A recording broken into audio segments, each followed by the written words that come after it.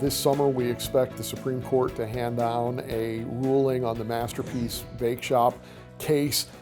I believe that this is a watershed case. Do you agree? And if so, what do you think about that? It is.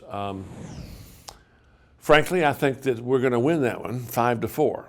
But we could lose it 5-4. It depends on which way Kennedy jumps. As it often does.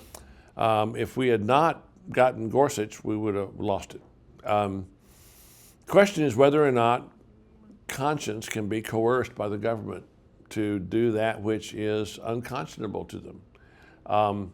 I believe, and let me say this as firmly and clearly as I can, I believe that it is the innate right, should be protected by the Constitution, that a person should not have to be should not be compelled by force of law or fine or losing their business to do something which they believe is a violation of their conscience, even if they are serving the public. You know, it's not. The excellent point was made in the California case that it's not that they're asking them to sell them a cake.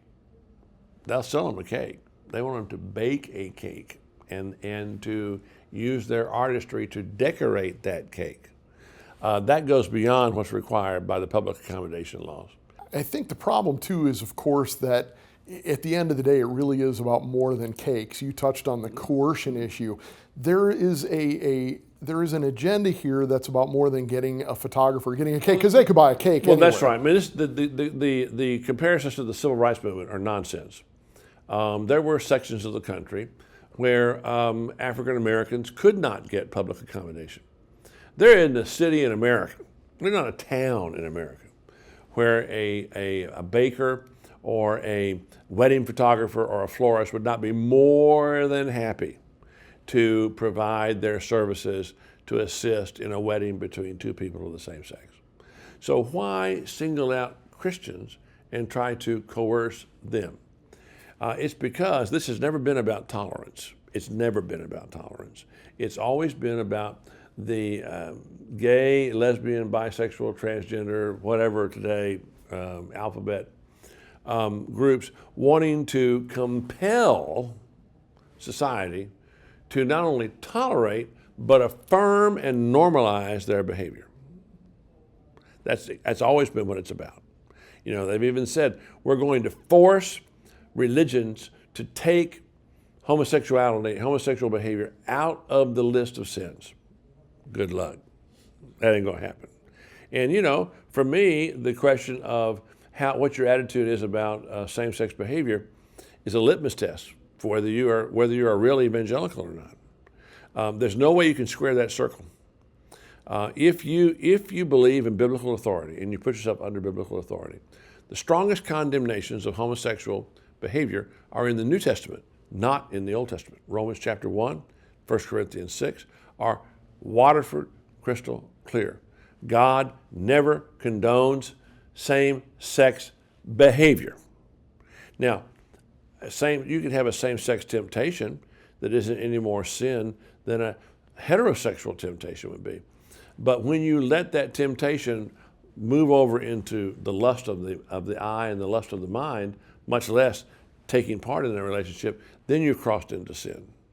Final question, what has happened to the Constitution in America and what can be done about that? Where are we at constitutionally? Well, there's nothing wrong with our Constitution and nothing wrong with our system of government that better people in office wouldn't cure. You know, we had a president for the last 8 years before President Trump, Barack Obama, whose attitude toward the Constitution, I think I can best sum up by a story that Walter Kaiser, the great Old Testament scholar, told me a few years ago. He said that he was at a major liberal seminary when he was a young man with a friend. And at this major liberal seminary, one of the students said, well, Professor so-and-so, could you summarize for us what the New Testament doctrine of sin is? And so he did. And Dr. Kaiser said, you know, the Apostle Paul couldn't have done a better job himself of describing in 20-minute synopsis what is the New Testament doctrine of sin. It was so good that some of the students started getting under conviction. And so finally one of them said, well, Dr. So-and-so, you don't really believe that, do you? Well, I said, of course I don't believe it. You didn't ask me what I believed. You asked me what the Bible taught. Barack Obama understands what the Constitution says. He just doesn't believe it. He didn't abide by it. And that's really been the case on the left for at least a full generation. It has, but Barack Obama took it to new lengths. Excellent. All right. Well, Dr. Land, it's always a pleasure to talk to you. Thank you for joining us. Thank you for having me.